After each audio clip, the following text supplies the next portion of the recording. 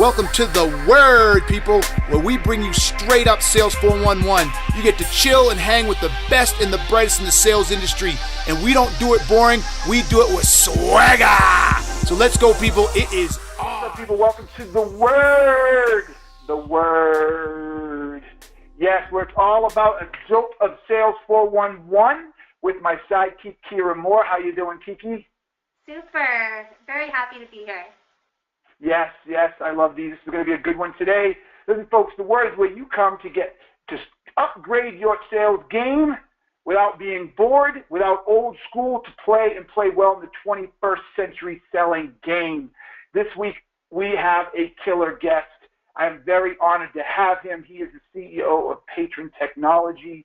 He is playing in a fun niche space where I think we need more, right? I'll let him tell you all about it, but it's in the arts, and I dig the arts. So with no further ado, my boy Gene Carr. Welcome, Gene. Thank you. Thanks for having me. Glad to be here. Yes. Now, where are you by chance? I can't tell. Yeah, I'm in New York City. I don't know, why you can't tell. There's that building, I'm in New York City, right smack dab in the middle. Awesome. We can look out our window and watch the ball drop on New Year's Eve. That's a beautiful thing. Although something tells me you don't want anything to do. You personally, being in New York, you don't want anything to do with that ball on New Year's Eve. That's about right. you like to get as far away as possible, huh? Yes, sir. Right. Listen. We're on episode 37. Gene, thanks for joining us.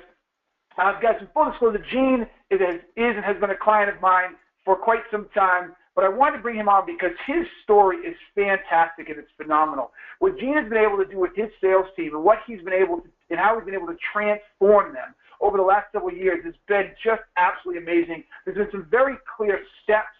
There's been some very clear moments in time where it was tough, which was going to happen. He wasn't sure where he was going to be, but it all came together to really create some interesting things. And I wanted Gene to share that experience with you today, because those of you who are running sales teams, those of you who are startups and you're going to have to begin to scale your sales teams, there are a lot of learnings in here that I think Gene can share and provide tremendous insight and blow this up and give you guys some tangible stuff to be looking at, focusing on, managing, measuring, and then some. So this is going to be a really good word. So let's just jump into it. Gene, talk to us, baby. What happened? Where and why did you even think there was anything wrong with your sales team in the first place? You were selling shit, right? Yeah, actually, my initial interest wasn't that I felt like there was a problem with the sales team. The problem I had was that I had no insight, no predictability, no confidence in understanding where sales were going to be in 3 months, 6 months, and 9 months. I literally every month would cower in the corner waiting for the 30th day of the month, and I'd look and say, oh, good, we made sales. But the next month, I'd have no idea. So we were doing it, but I didn't know why it was working, or I didn't know why it wasn't working. I felt like we were out there in a certain way, making it up as we went, and it was good, but I felt like we could use, and I personally could use, some structure, some best practices, and all of those things that in a way we were doing things on our own, and it was working, but it didn't give me a lot of confidence.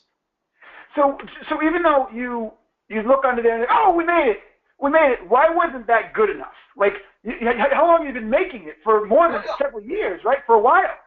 It was fine, but listen, when you run a business, particularly a business in startup mode, your entire world revolves around cash, right? You got to know what's coming in and when it's coming in. And if I could have had the confidence to know what next month and the month after and the month after was going to look like, I could sleep at night. So sure, looking back, the last quarter or the last month, sure, that was great, but just because we did X or Y or Z in the past, I couldn't point to the reasons why in the future things were or weren't going to look as good. There were no metrics around the pipeline. There was no metrics that I could point to that I even understood. So it wasn't like things were bad. It was more about the future, and it was more about my confidence in running a growing business and being able to assure myself where we would be in 3, 6, 9 months. All right, so why is that? Like, why or what was it? You had been selling every month. You looked under there. You figured out what was the final straw. Why did you finally say, "Look, I think I'm missing something. I need to change. I need to do something else"? What was it? I think that obviously we were trying to grow the business. We were going to try to grow the sales team, but I guess the fundamental was that I felt innately that there were things I didn't know about how to run and build a great sales team. And I felt like there were industry best practices. There were things that we might have been doing intuitively, things that we were doing right or wrong. I just felt like that we would put ourselves, I would sort of increase the probability of success, if not our success, by trying to essentially soak up everything I could soak up about how professional sales teams are run and managed and organized, soup to nuts. Because again, we'd be doing it based on sort of gut feel. And I mean, I'll use a sports analogy, right? If you're a golfer and you're doing pretty well, but nobody's ever analyzed your swing, you don't know why you're doing well. You just know, okay. But if a professional comes and says, if you move your left foot a quarter of an inch, your results in a fairway are going to be much better. Well, I wanted that, right? I wanted the expert guidance because I wanted to know that, frankly, I wanted to give the company the most probability. I wanted to increase the probability of success. Okay, all right. I love that analogy. That analogy was awesome. It sort of speaks to the I don't know what I don't know type of concept. So that was great. Yeah. All right, so we're looking back, right now. Describe. You said you were selling, and you were growing. Describe what your sales team looked like, then. What was your sales team then? How would you describe it? I had people on the sales team who were very enthusiastic about selling the product. A lot of them come out of the industry. They had been at the company for a while, and we had been making things up as we go. But the fundamental thing that changed, and this is going to sound incredibly naive, but I figured if people come to work every day and they really mean to do a good job, they're going to do a good job, and they're just going to deliver what they can deliver. And why do we need any metrics? Why do we need quotas? Why do we need commits? Why do we need quarterly goals? Because after all, they're going to deliver what they're going to deliver. What I came to understand, again, is when you create structure and when you create goals, especially when you have a group of people that work together, and one of the things that we'll jump a little bit ahead, but one of the things we absolutely positively have here at this company is a very collaborative and supportive sales team. There's no lack of competition, and everybody on the team is competitive with getting to making their sales, but everybody on the team also understands it's a team effort. And if somebody is struggling with a problem, they're going to jump in and help. And I didn't know how to help them. I didn't know what kind of help I needed to provide. So we had a sales team of folks that came to work every day, and I didn't give them any guidance. Listen, there was no such thing as coaching. Okay, we had weekly meetings, and I'd say, well, how you doing? Well, I'm doing fine. Like, again, all of the things that I have now come to understand are things that great sales companies do around pipeline and commits and coaching and refinement and books and all of those. We just weren't doing any of that. It was working fine, but X years later, I realized that truthfully, we were failing our people. We weren't giving them the guidance that they needed. We weren't giving them the coaching. We weren't really, in a certain way, if you, the company, or you, a sales leader, if you provide your team with all sorts of things to help them succeed. Sales enablement tools and goals and quota and coaching and all of that, and they don't perform, then it's a lot easier to look somebody in the eye and say, hey, I'm trying here. What's going on? You don't do anything. If you just let them do something on their own, which is what we did years and years ago, well, it was kind of hard to say, well, why aren't you achieving more? Because we weren't holding up our end of the bargain. And I feel like one of the things that I learned really in a fundamental way that I really truly didn't fully appreciate is this notion of coaching. The truth is that I'm running the sales team in our company, but I also am the CEO and founder, so I run the business, but the part of the business that I focus on most directly is sales. But the truth is I have had, for the last 10 years, mentors and coaches and advisors for me as a CEO, all a variety of people over the years, helping me to, frankly, not mess up and to do better and to challenge me and to make me do a better job. It's just something that I felt like I needed. But I didn't fully recognize that folks in the sales role need that kind of coaching as well. And when I say coaching, by the way, sometimes I find that people hear the word coaching and they think not coaching like Andre, a great basketball player or a great tennis player has a coach.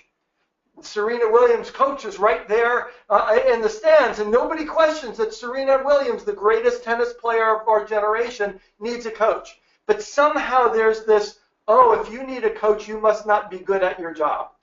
And you have to disconnect that. The fact is, when you create a culture of coaching, people become more open to saying what they're struggling with.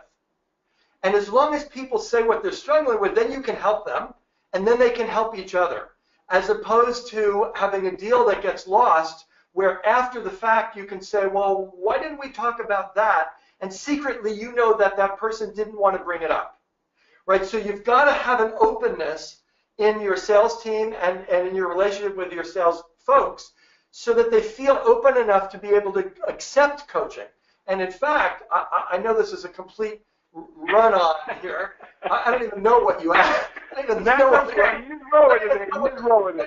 I didn't know what the question was. But one of the things that I learned in finding account execs and interviewing is to interview for coachability.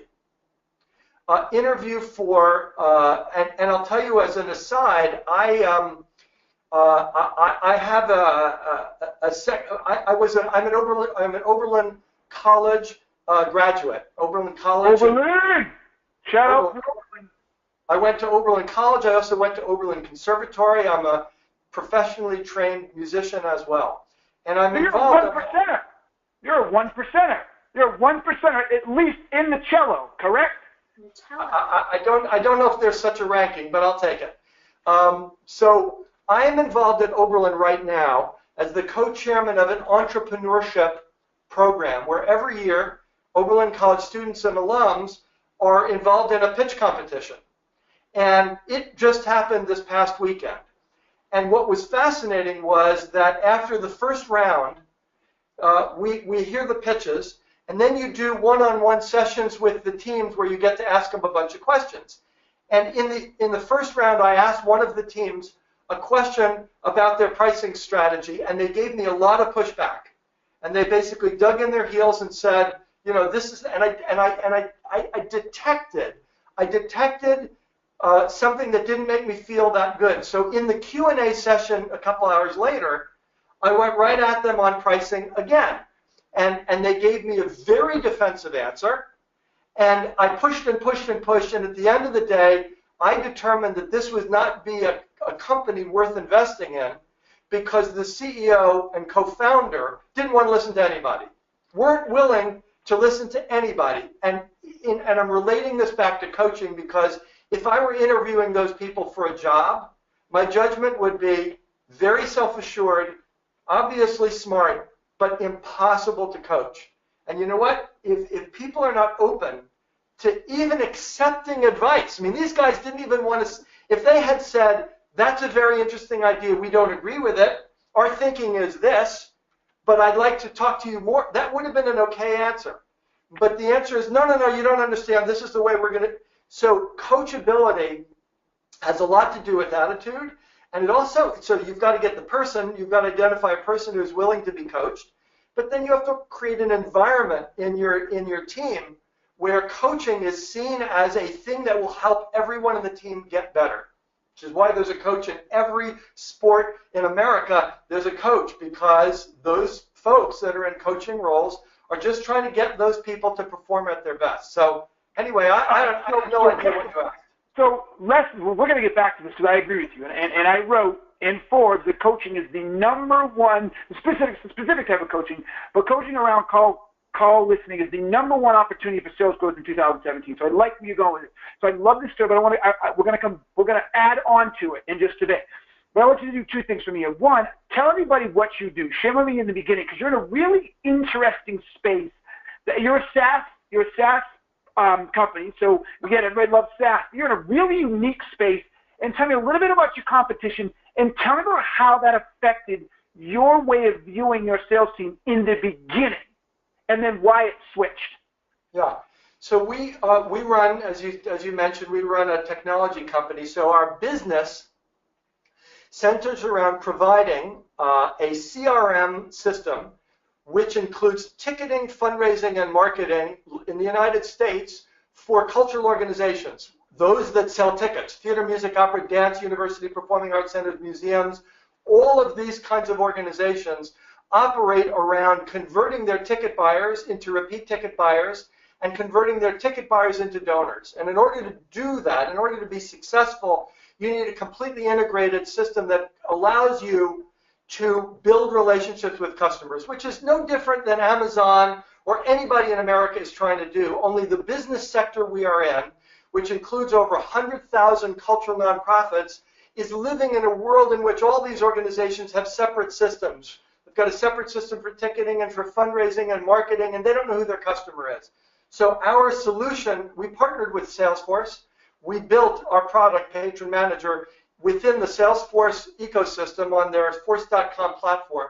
So we're the only company in the world that has built box office ticketing for live events on Salesforce, and that is our business.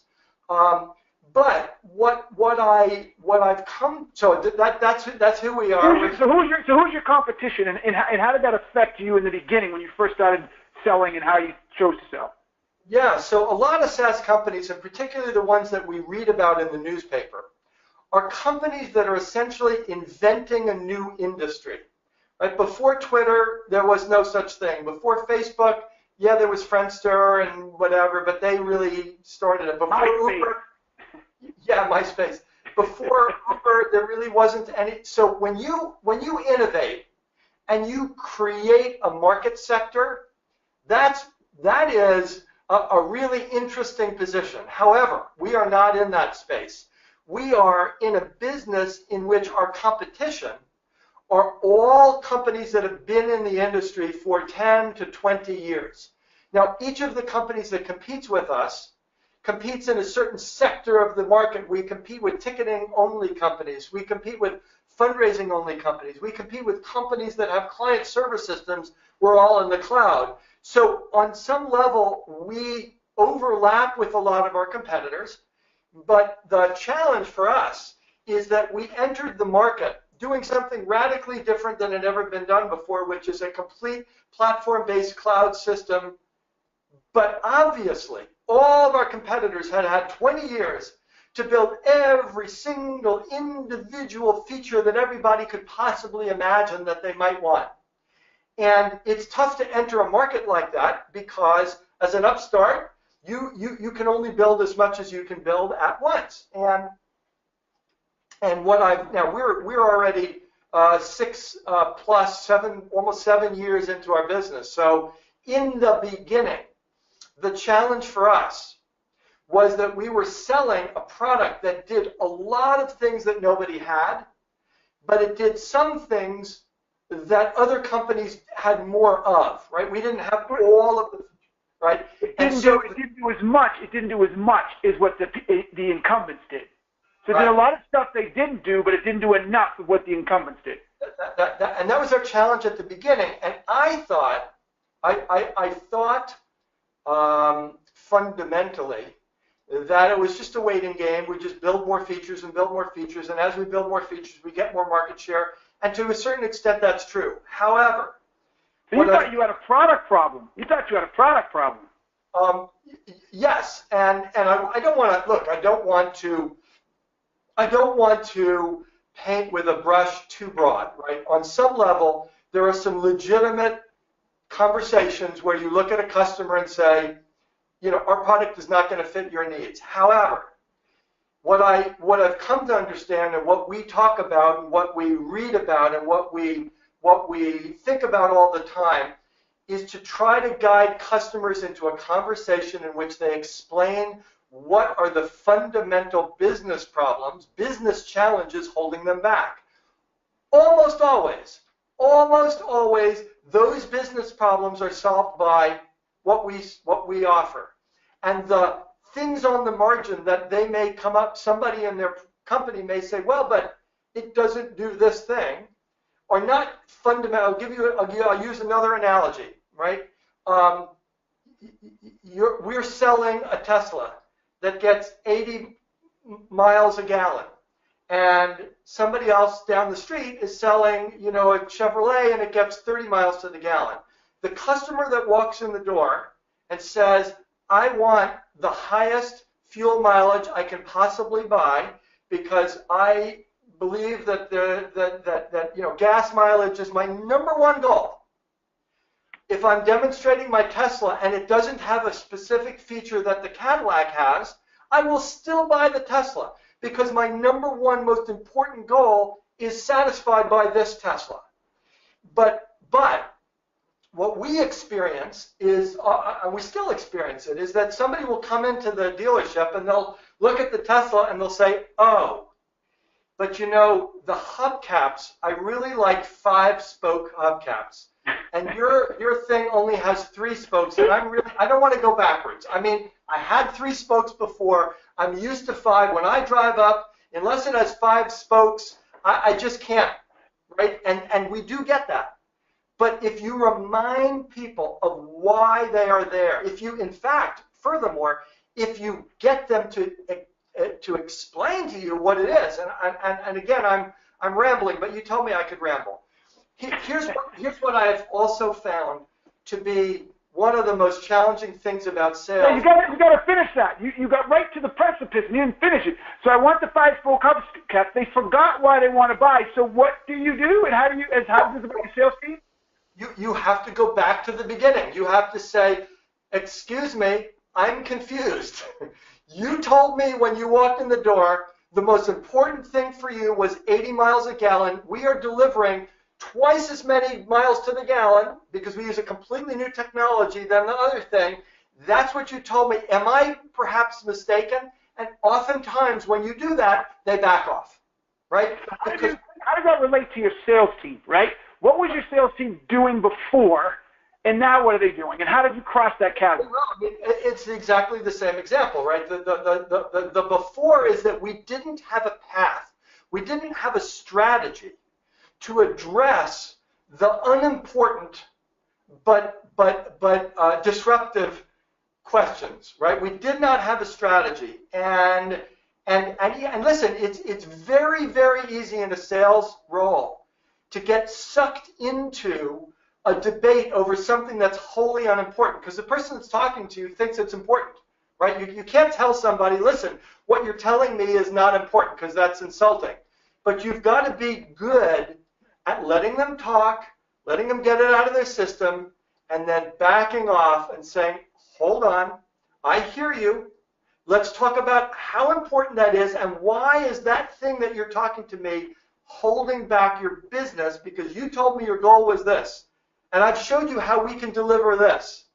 And if you do that well, they ought to back off because they ought to realize that they're they're getting themselves stuck in their own weeds.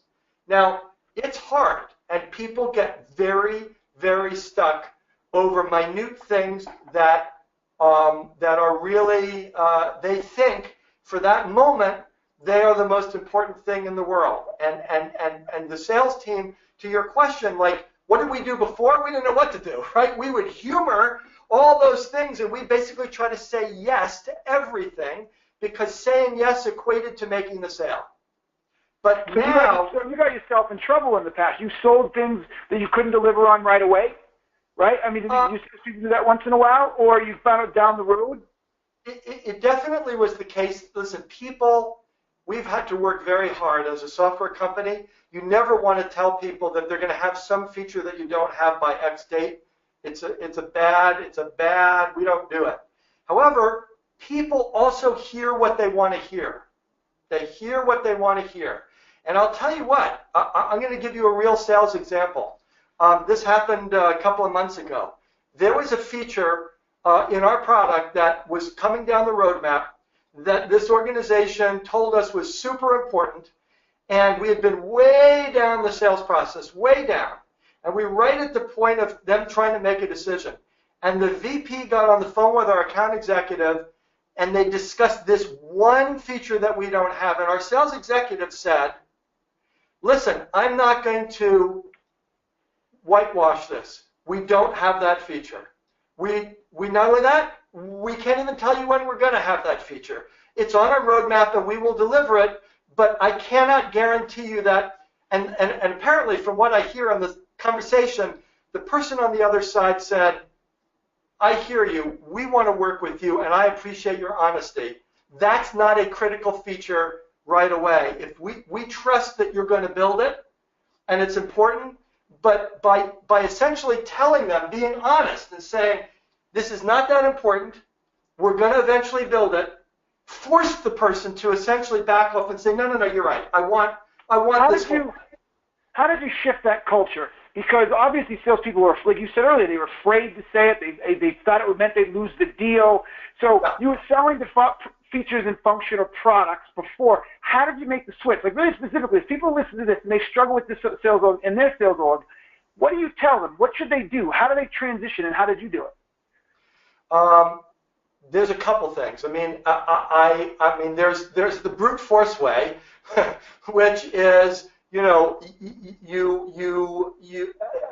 me say it this way. First of all, you only need to get burned a couple times. You only need to get burned a couple times to realize that the price you pay later is far greater than the price you pay now.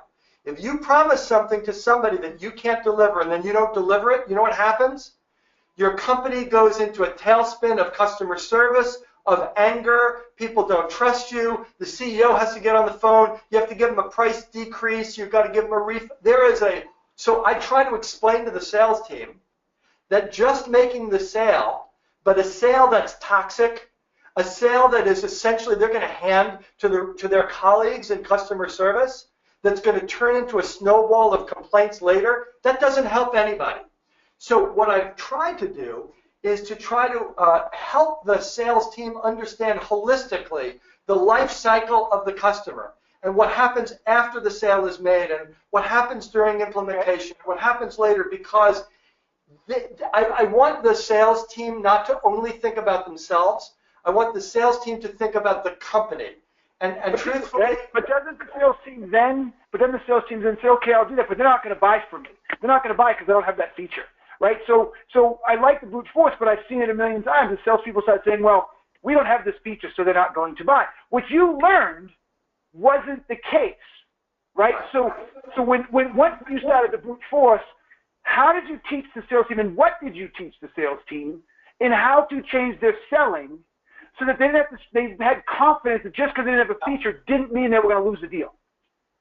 Yeah, I mean, listen, this is not simple, but one of the things that we have talked about and continue to talk about is and I'm going to weave in something I didn't get to earlier. One of the things I find in my observation, and we'll get to the recording thing in a minute, I find that oftentimes customers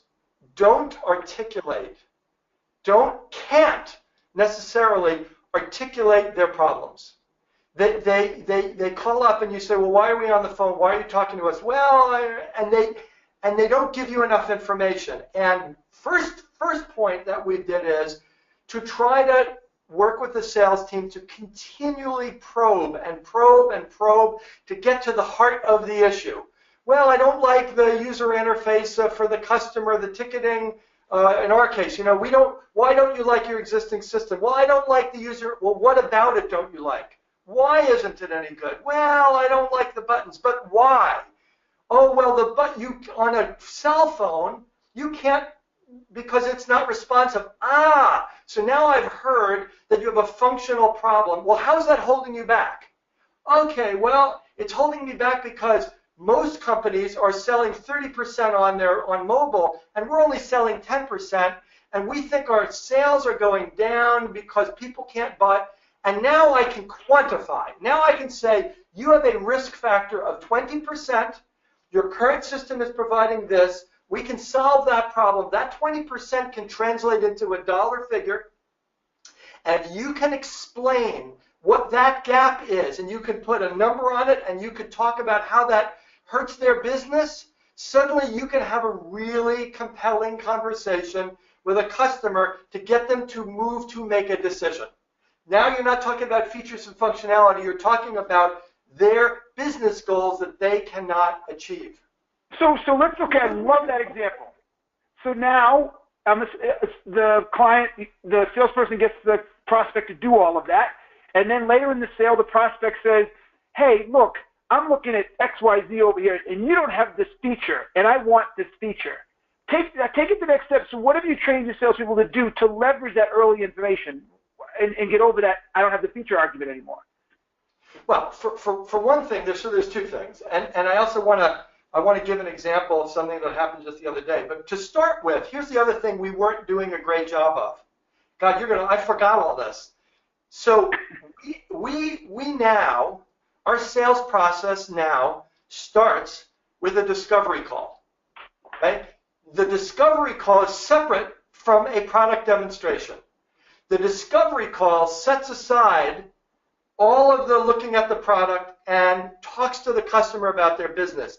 Based on the discovery call, we map out, in the ideal world, okay, here are their business problems. Here's the demo that I'm going to show them, because the demo is going to line up exactly with their business problems. Look, we have a product that could take 4 or 5 hours if you wanted to see every nook and cranny. Nobody has the attention span. You might get people to spend 45 minutes of really good attention. So if I'm a salesperson, I want to get to the heart of what are their 3 or 4 most important business problems that we can solve, and I want to demo them, right? In the old days, and you're asking where did we start? In the old days, the discovery and the demo happened at the same time. Well, I won't even call discovery. Discovery is what's your name, what's your business, and then they would give a generic demo, right? And then in the middle of the demo, they'd say, well, now we want to show you this, and then they're like, well, we don't do that. Well, now you've gone down a whole rabbit hole that you didn't need to go down. So it took a while, and I mean a while, before the sales team and we decided, you know what? We're going to split out a separate discovery call, and if nobody, I'll tell you what, this was the most interesting moment. We had a big debate about whether prospects would agree to take the time to do a discovery call. And right now, if we can't get the prospect to take the time to do a discovery call, we know they're not going to be a good customer. That's already an insight about how that organization is going to think about making a decision.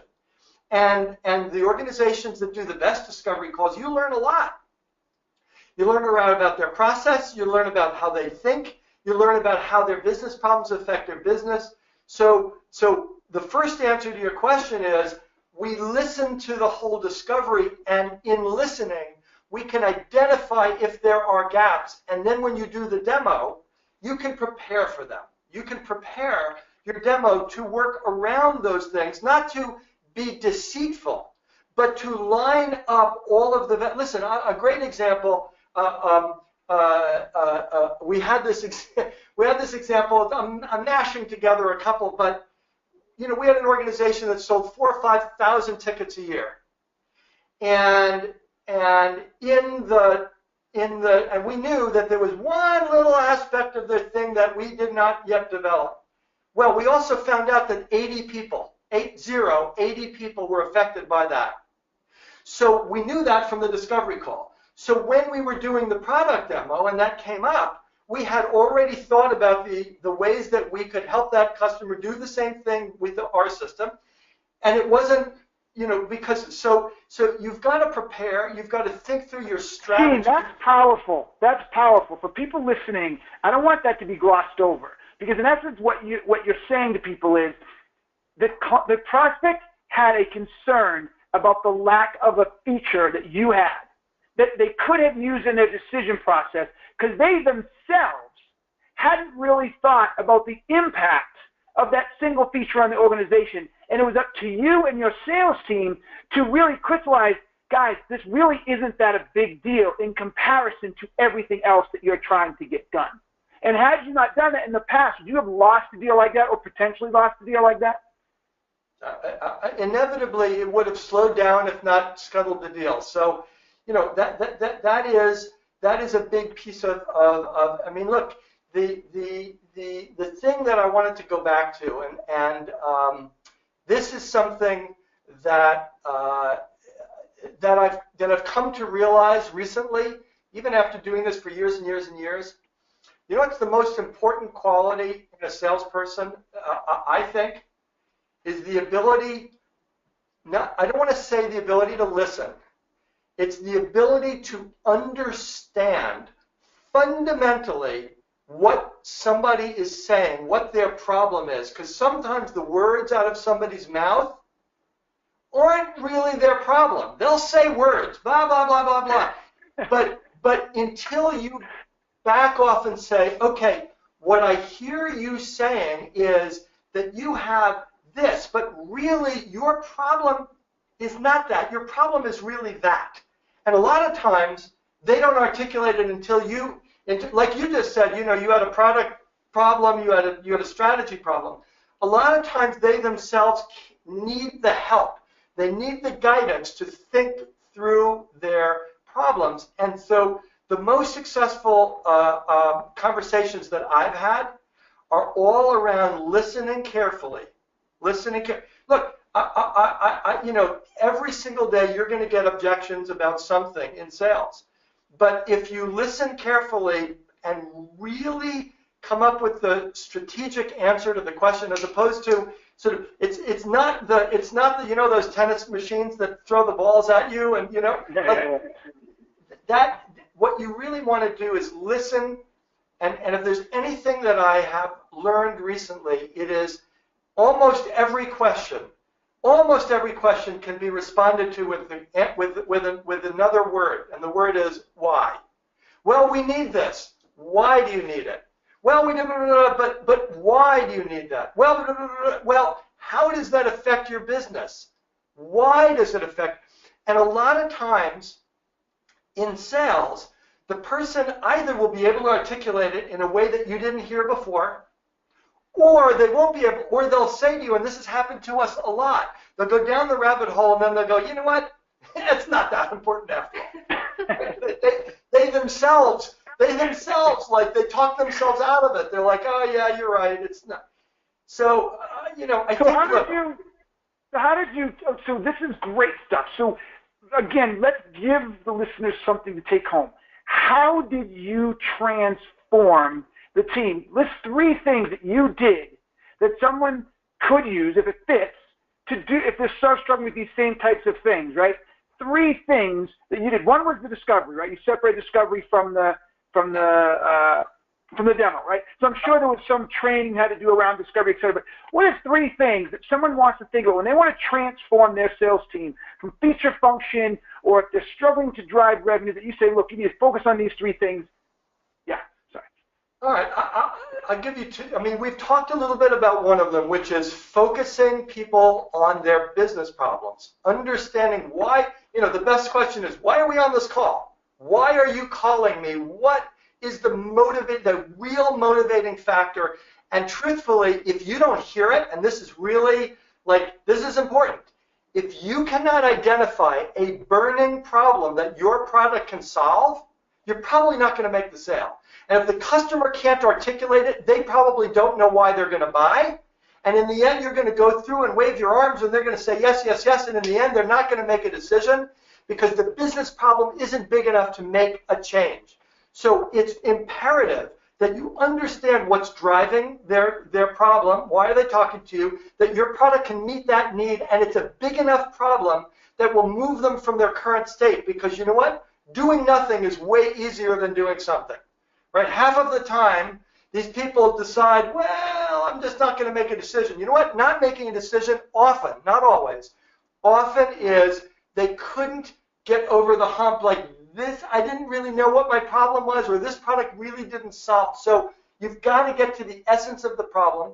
And the third thing I'd say, and then I want to segue, the third thing is I really feel like there is a culture issue in your sales team. And I realize as sales teams get bigger, this may not hold.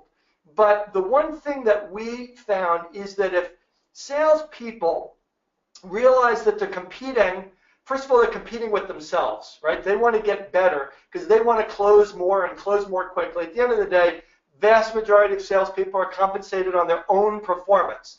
If I'm a salesperson and I can learn something from Jim or Sally, or a book, or a podcast, or from Keenan that will give me the edge, I want to know that, right? So the very best group of people that you can get coached by are your colleagues who are going to tell you, yeah, I ran into that problem with that sale and I solved it this way, or I said that and it didn't work. Or, I mean, we've gotten to the point where we have even, there's certain phrases that people say, you know what? When you get this question, try these words. These words work really well. That's really nuanced stuff.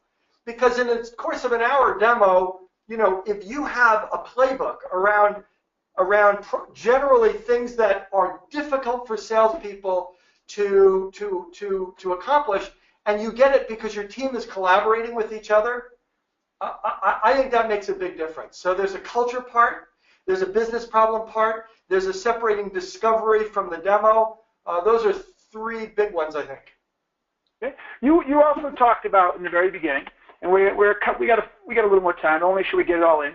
You talked about the idea of not being able to know what's coming next. Yes. Can you tell what's coming next?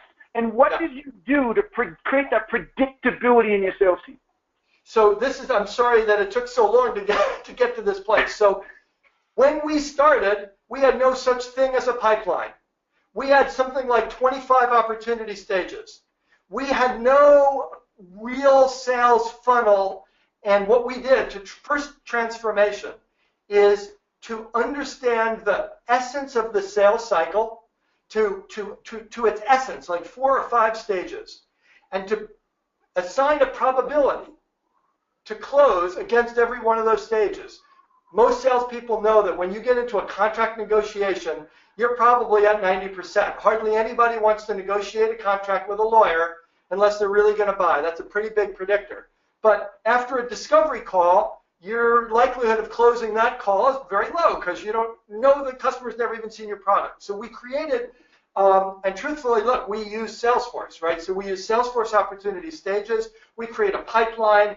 And the other piece of it is we ask the sales team to create their own commit for each quarter that they own, that they predict, and we have weekly meetings where the team meets and they talk about where they are in their month and in their commit. So we created a whole lot of metrics around how the sales stages go, what does the pipeline look like. We now have metrics for everything. We know percentage of discovery calls that convert to calls, percentage of calls that convert to demos. We have all of this mapped out, and we monitor it like crazy, and those are the things that allow me to sleep at night, right? Those are the things. So you manage to those things. You manage to those, right? You manage to those metrics. You hold people accountable. So interesting question. You hold them accountable. So how different does from people perspective, how different does your sales organization look from when the day you realized you need to change it, transform it to now? Did you turn the same people, or is it different people now? Is it different skill sets? How's the team transition, and what was your biggest aha in that transition? So the team from 2 years ago, remember the team back then was, I think, 3. We now have 6. None of the 3 that were in the team are still in the team. And the folks that we brought into the team are people that we interviewed around motivation, around skills, experience, coachability, all those things we talked about. And they all share, I think, all the things that we talked about, right? They share a willingness to be collaborative, a willingness to be coached, a willingness to be open. They're very, very motivated to sell. I mean, there's a good sort of energetic sales culture. But I think the most important part is that I feel like we never get it right all the time. There's always something we can learn. Look, we do a book group every month or 2 months. We have a book that the sales team reads. We've been fortunate to invite some of the authors to do webinars with us. We share blog posts and articles. You know what? I learned this phrase from Tony Robbins years ago. He calls it CarrThe, the culture of never-ending learning. Right? People, the idea that there's always something to be learned, there's always something you could do a little bit better, there's always an improvement you could make. And now let me throw in a plug here. So we recently just adopted a product called Exec Vision, which is fundamentally it is a way for salespeople to record their demos and share those demos with their sales leaders. And it has been fascinating for me as the sales leader, and it has been fascinating for the team, because in the past, I would ask the team, how did the demo go? They would give me the highlights. They would give me good, bad, and I would coach to that, right? I would coach to that. Now they can say, listen to this 2 minutes of that call. This is where they said this thing. What do you think is the right approach here? How should I? And let me tell you, it is sort of like peeling back and saying, wow, we can really coach to complex sales problems when you share the exact information that the salesperson is hearing, and you can listen to the words. It's been fantastic, and it's really changing the culture of our company. And we're just still in the early days of using it, but I find it to be transformative, because the work of sales largely is talking, right? And if you're coaching to somebody's reporting, it's a difference between reading a headline in the newspaper and watching the snippet on TV. If you watch the shot at the buzzer, 3-pointer with 3 people guarding, and you see it on TV, your raw emotion, you're going to get a whole lot out of that, versus headline, shot at the buzzer, 3 points goes in. Those two things are vastly different. And so as a sales leader, and also don't forget, the sales team can share with each other.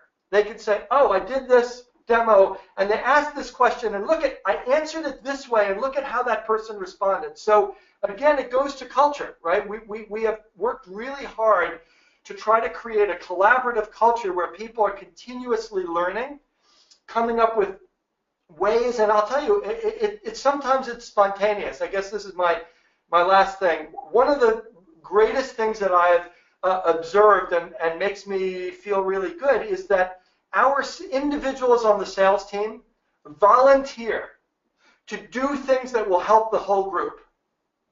They say, you know what, we really need this. Let me write that up. We really need this. Let me work on that. Every day, people in certain ways come and they say, we need this. I worked on this. Let me show you. And it's not because I assigned it. It's not part of their job description. It's because they care about the success of the team and they care about their own success. And, that's a corporate culture thing. And at the end of the day, and this is sort of, sales is hard, right? It's really, really, really hard. And so it's hard to get all of that stuff coming from the outside. If you know you've got a collaborative environment amongst your sales team that's going to help you win, to me, that is really a crucial aspect, and I think it makes salespeople happier. It also makes the bad days go better, and quite frankly, when there's celebrations, it makes the celebrations go better. Yes, Kiki.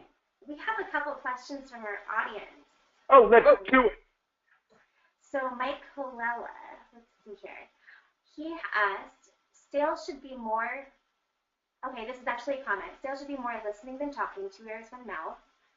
But then he wants to know, Gene, what process do you use to hire sales professionals? Recruiters, website, LinkedIn, networking, what do you use? Great question. I'll try to be fast.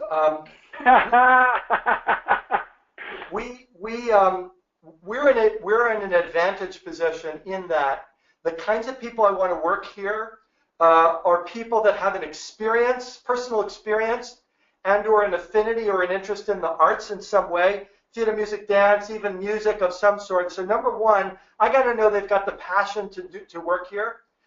We have not found that largely with websites, generic websites.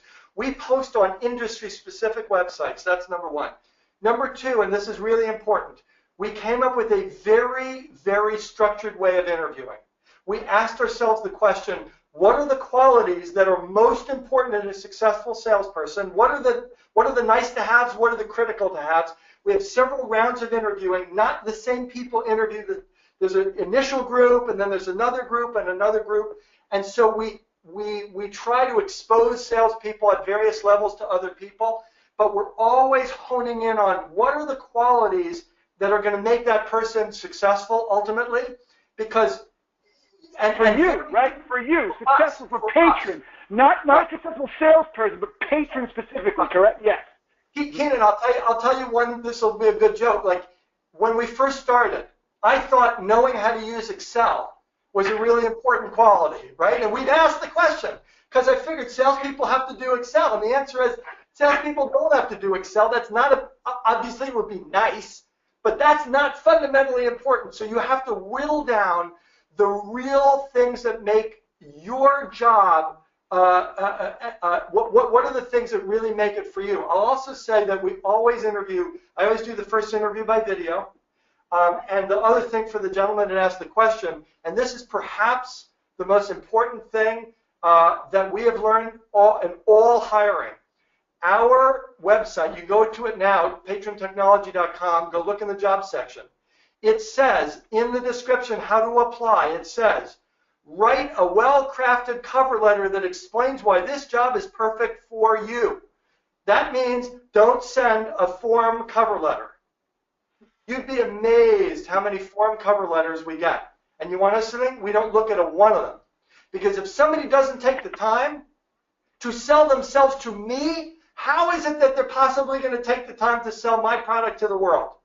So first and foremost, set something up in your sales process that is a hurdle. Because if they just click, then it's up to you to go sort out who could be good. Forget it. Make them do some work for you. That wasn't a short answer. That's okay, Gene. That's okay. That was good stuff. So, Gene, and we'll ask this one more question in a second. So, let's say someone grabs you and says, look, I want you to consult for me, right? And you go into an organization, based on what you experienced and all the things that you did, what would you tell them are the 2 or 3 things to look out for or pay attention to, or will be potential traps in trying to transform your organization? Okay. The number one thing, I guess I would say the number one thing I have learned more than anything else is understand the value that your product has in the market, the specific, unique value that your product has, and make sure that the people you're talking to have that business problem that your product can uniquely sell to. If you don't have those things, you will blow a ton of time. You will waste a ton of time selling to people who are never going to buy, selling to people who are going to buy somebody else's product, you're going to be depressed. Like, figure out and be ruthless. Be ruthless and look and say, you know what? That customer is never going to buy because of X, Y, or Z. Either they don't exhibit the traits of people that are really interested, or the business needs are complex in a way that are. So the most important part is to understand who you're talking to, understand the business needs, and truly be willing to look in the mirror at your own product and say, can we solve that business need? Can we do it effectively? Obviously, can we make money? And then you go try to close that deal. And I think on that, our experience is that we certainly lose deals that we should have won. But one of the questions that we always ask ourselves is, did the customer make the right decision? In the end, I like that. If they bought from us, did they make the right decision? Or if they did not buy from us, did they make the right decision? And truthfully, most of the time the answer is yes. Even when we don't win, we look and say, you know what? They made the right decision because of X, Y, or Z circumstance. And sometimes there are outliers, and you lose one that you think you should have won. But anyway, so I only answered one of your things, but I think number one thing is really understand the business problem of the organization you're talking to, and make sure that you can, without a doubt, in an overwhelming, convincing way, you can actually fulfill their need better than any of the competition, and you can make that case. And if you do, you should win the deal. Was that your question? I love it, Gene. That was great, Gene. I love that piece. Did they make the right decision? Speaking of that, I got to go to a sales meeting. All right. What do you got, Kiki?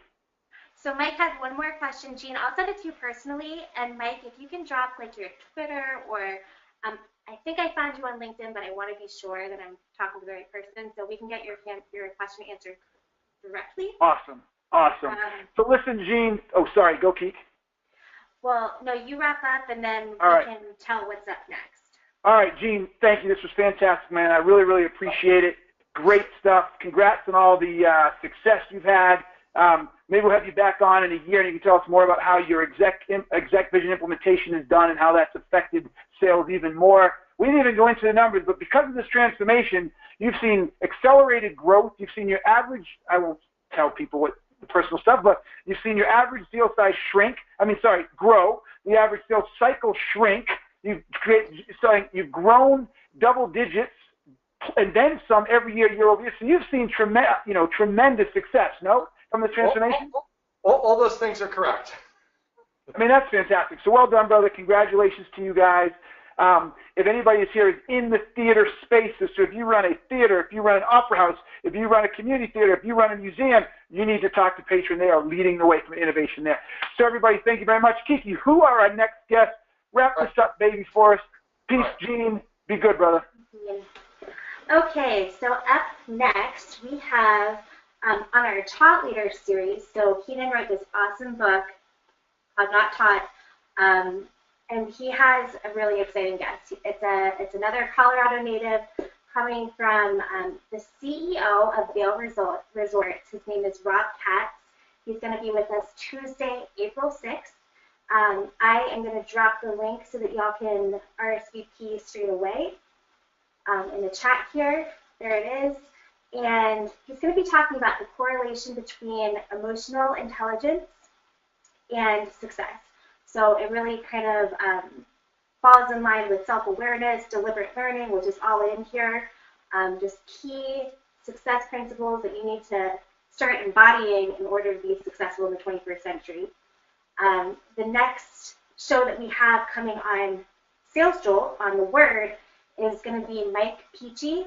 Michael Peachy is the Director of Sales at HubSpot, and he's going to be talking about coaching for revenue growth and exceeding quota on April 11th. So we hope to see you all there.